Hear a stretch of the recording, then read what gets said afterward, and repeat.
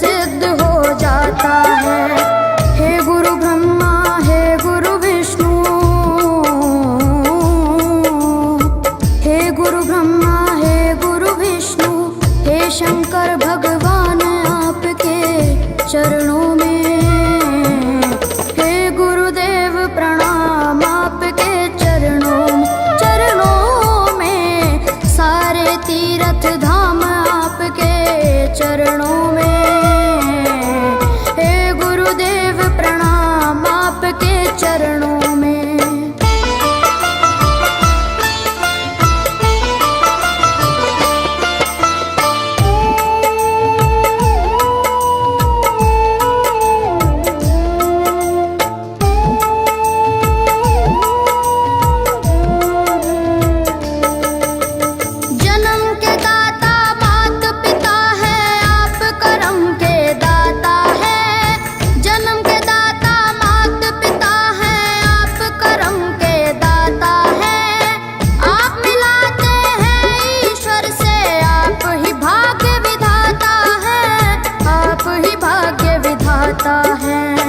दुखिया मन को, रोगी तन को,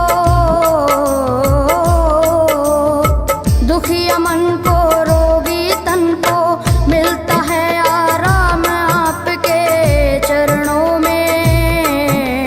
हे गुरुदेव प्रणाम आपके चरणों में, चरणों में, सारे तीर्थ धाम आपके चरणों में। गुरुदेव प्रणाम आपके चरणों में।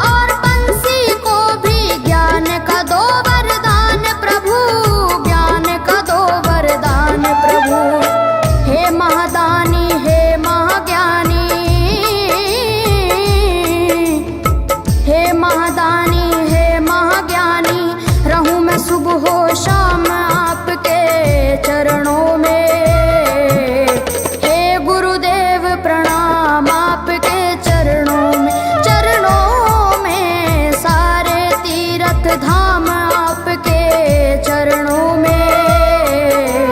हे गुरुदेव प्रणाम आपके चरणों में। करता करे न कर सके, पर गुरु करे सब होए। सातों दीपानों खंड में गुरु से बड़ा न कोई, से बड़ा न कोई, प्यारे गुरु से बड़ा न कोई। मैं तो 7 समुद्र की मसी करूं, लेखन सब बन गए राय। सब धरती कागज करूं, पर गुरु गुण लिखा न जाए। प्यारे गुरु गुण लिखा न जाए। सारे तीर्थ धाम आपके चरणों में। प्रणाम आपके चरणों में, सारे तीर्थ धाम आपके चरणों में। हे गुरुदेव प्रणाम आपके चरणों में। मेरे बाबा है, मेरे बाबा, मेरे बाबा, मेरे बाबा, मेरे बाबा।